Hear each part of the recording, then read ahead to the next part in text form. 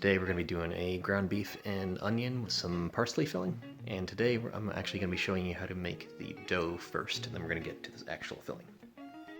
Bourag are complete, delicious little bundles of joy.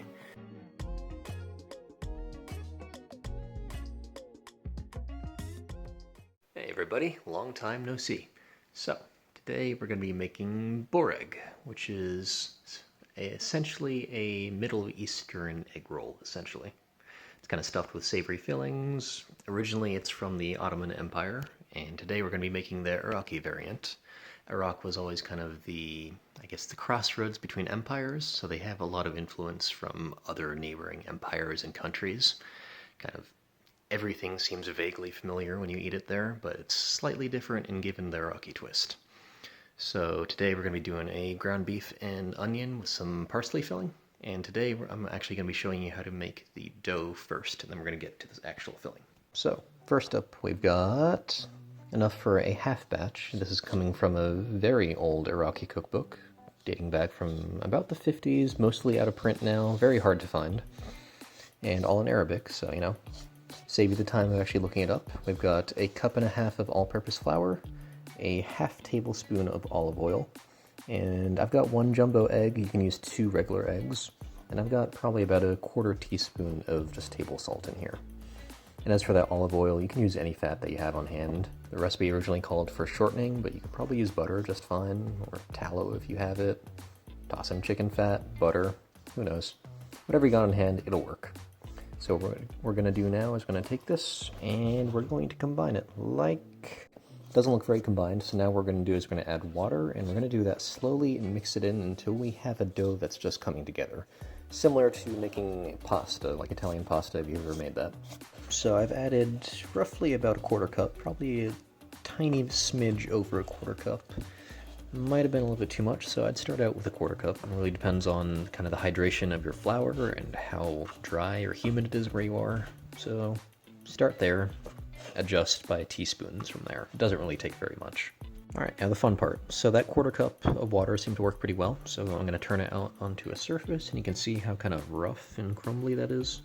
We're going to knead that vigorously 5 to 10 minutes. Okay friends, so we are almost done with the kneading. I just wanted to show you how it's coming together. Look how much smoother that's gotten. And you can see that, you know, it doesn't have any of the cracking, doesn't have any of the dry flour on the surface. It's a very nice dough to play with.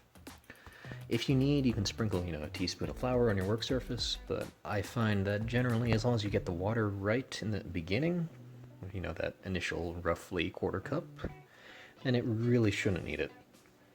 But again, your flour may be different, so adjust accordingly. So after kneading, it is a nice soft dough, pliable to the touch, slightly sticky if you want to really press it, but doesn't stick to your hands. You can see when you form it into a ball, it doesn't really crack over the top, so that means we are ready to just let it rest. Let that gluten kind of do its own thing. Over here we have another one, which, you know, I made this before I started recording, so I panicked and decided to make a second batch. But you know what? Can't have too much dough. So we're going to put these under the towel, make sure they don't dry out until we're ready for them. So now we're going to get going on our filling, which, as we said before, is going to be a ground beef and onion and parsley. So we're going to start off by taking the onion and we're going to give it a fine dice. It's going to be a small or medium onion. We're probably using about 3/4, half a pound of ground beef currently. Okay, now that our onions have been turned into a nice fine chop, not super fine, but you know, it'll do. We're going to preheat a pan over medium-high heat with some olive oil in the bottom. Again, use any fat that you prefer. And drop an onion in your pan. Once it starts sizzling, then you can add the rest.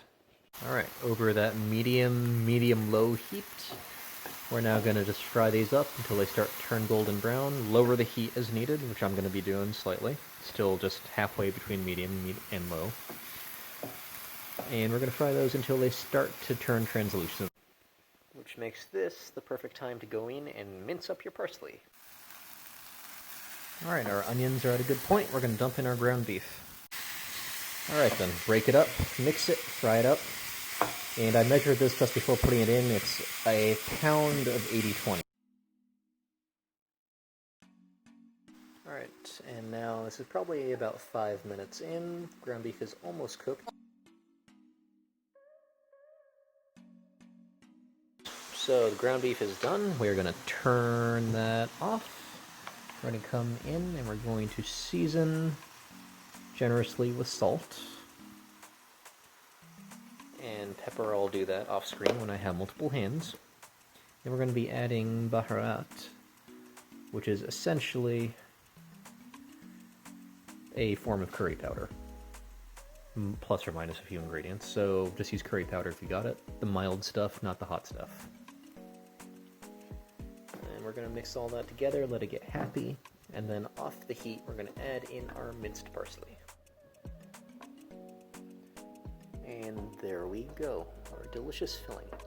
I would say we probably used about a half tablespoon of the curry powder / baharat and a good 8-9 grinds of black pepper, but at this point it's cooked, so taste and season as you desire.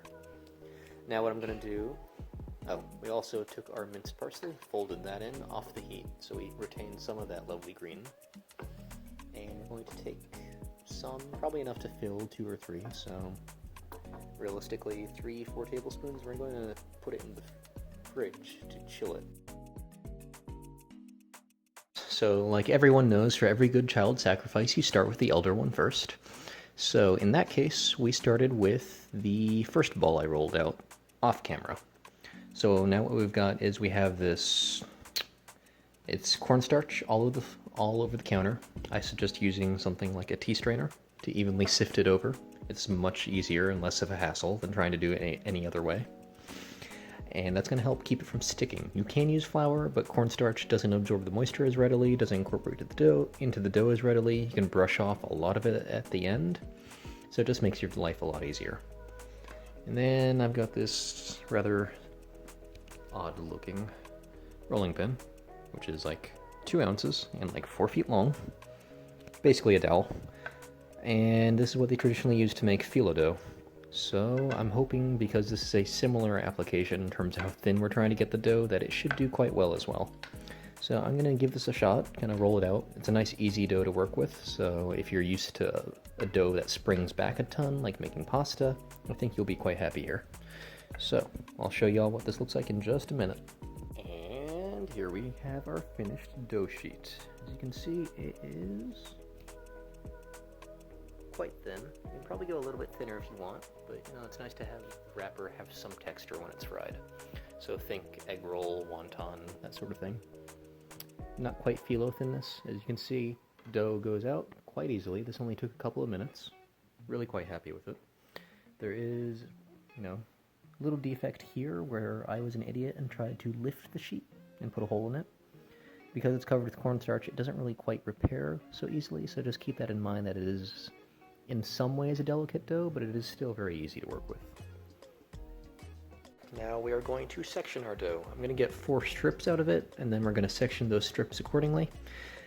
Use whatever you want to cut. I'm using a very old, very dull pizza cutter that the only damage it will ever do to anything, including a counter, is to the pizza that has the shame of being cut by this. So we have our first strip. It's about 6-ish inches wide, or fingers wide.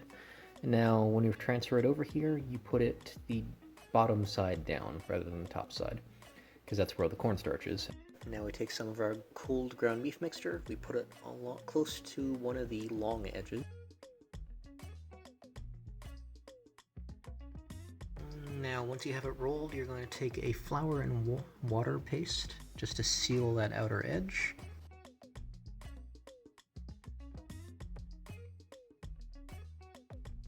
So here we go.